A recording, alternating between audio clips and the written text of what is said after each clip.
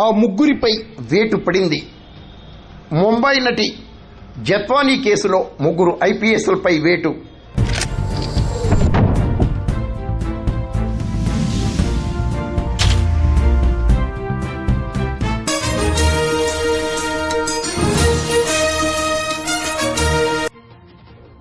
ముంబై నటి జత్వానీ కేసులో ముగ్గురు ఐపీఎస్లపై రాష్ట్ర ప్రభుత్వం వేటు వేసింది.